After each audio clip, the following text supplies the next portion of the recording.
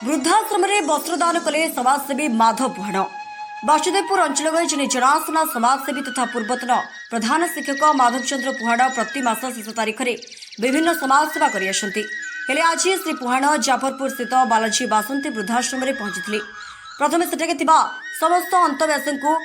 जलखिया देवापर नूतन वस्त्र प्रदान करते अंतेवासी सुख दुखर साथी होते दुख पचारिबा सहित किपरि दुख लाघव हो पार से संपर्क में आलोचना करते। श्री पुहाण प्रति मास शेष तारीख में डाक्तखाना फल बंटन सहित विभिन्न समाजसेवा करथांती। श्री माधवचरण पुहाण अवसरप्राप्त प्रधान शिक्षक जने समाजसेवी तथा रोटारी क्लब जने सदस्य। मु काली संध्या बेले ए स्थान बुलिया आसती देखिली एठी माँ और बापा माने प्राय 20-25 जन रोचंती देखिली मो मन कहला तांको किछि लुगा प्रस्ताव प्रदान करबी एवं या छड़ा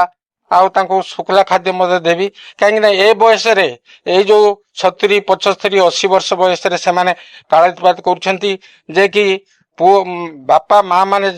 भाबंती मु पिलाटे जन्म कले मो वृद्ध काल रे से मते सहाय्य करिवो मु रोगाग्रस्त हेले से मते टेकी नै मेडिकल जीवो खाइबा गंडे देबो। किंतु बड़ दुख अनुतापर विषय ए जो आधुनिक समाज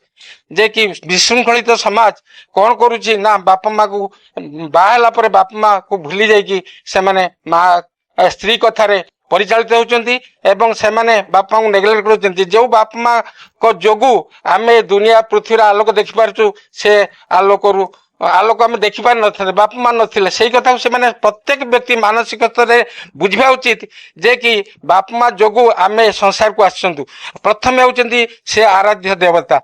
माने ठाकुर मंदिर नांती मस्जिद नांती बा गिरजार नांती ठाकुर कोउठ अछंती बापा माँ सेवा होउची परम सेवा किंतु से सेवा को न करिकी से माने बापा माँ बहुत नेग्लेक्ट करचंती। मु देखि सोशल मीडिया रे दरकार पड़ले सासू मानु बहु माने गुडे बिटचंती पुओ ठिया हिथिबो से किछि कहू नथिबे ए बड़ विशृंखलित समाज ए समाज केबे उद्धरिब से कथा यदि समस्त चिंता करबा ता निश्चित उद्धरिब। किंतु मु जुम समाज को माने उपदेश देउची से माने बापा माँ को आगर देखंतु बापा माँ को देखिले जे कि निश्चित तांकरी आशीर्वाद रे आमे आगेबा तांको आशीर्वाद बिना किछि करि परिबानी जे कि जगन्नाथ को भक्ति करो बा